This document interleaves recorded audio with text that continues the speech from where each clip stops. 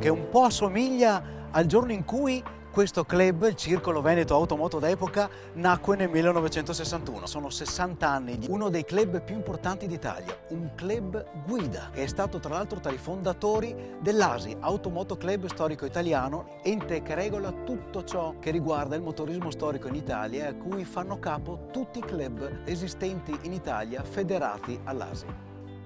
Era il 22 di febbraio del 1961 quando un gruppo, un manipolo, scrive quattro ruote allora, di appassionati bassanesi fonda il CVA, il Circolo Veneto Automoto d'Epoca.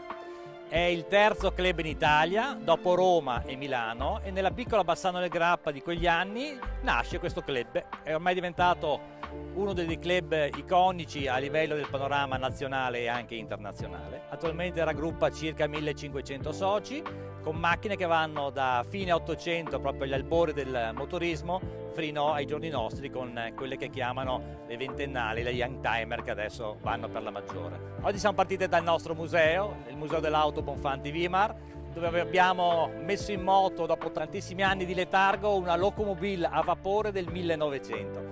È stato, penso, un momento emozionante per tutti, perché vedere muovere di nuovi passi a un oggetto così raro che ormai ha oltre 120 anni di storia e di vita è stata una cosa unica. Da là poi ci siamo trasferiti a Caerizzo Luca, una bellissima villa che contiene il museo Hemingway, che proprio qua a Bassano venne a guidare le ambulanze come la Red Cross americana durante la Prima Guerra Mondiale. Ci godremo questa giornata speciale in una cornice bellissima, Villa Carezzonico, Bassano del Grappa, Vicenza, Italia.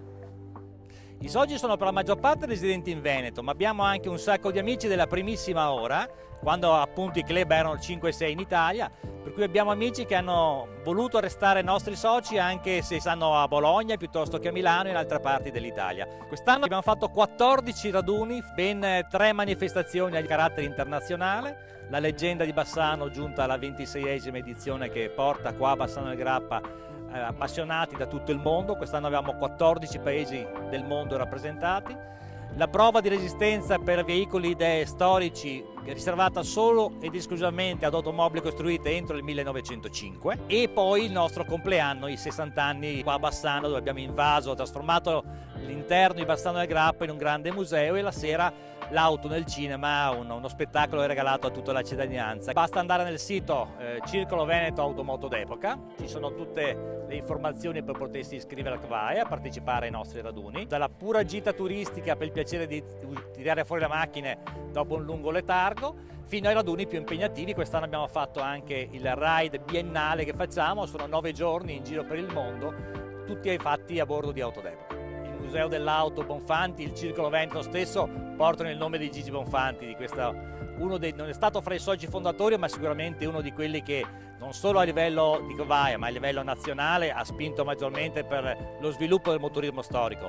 È stato per tantissimi anni il presidente della Commissione Tecnica Nazionale e l'attuale commissione porta ancora moltissimi dei regolamenti che sono stati scritti allora da Gigi Bonfanti. Gigi Bonfanti che non è altro che il papà di Francesco, che ha portato avanti la tradizione del garage Bonfanti e devo dire in ottima maniera e anche sviluppandolo oltremodo, portando ulteriormente qua a Bassano i più importanti collezionisti del mondo che vengono qua a farsi restaurare le loro macchine e poi molti di loro partecipano anche alle nostre manifestazioni.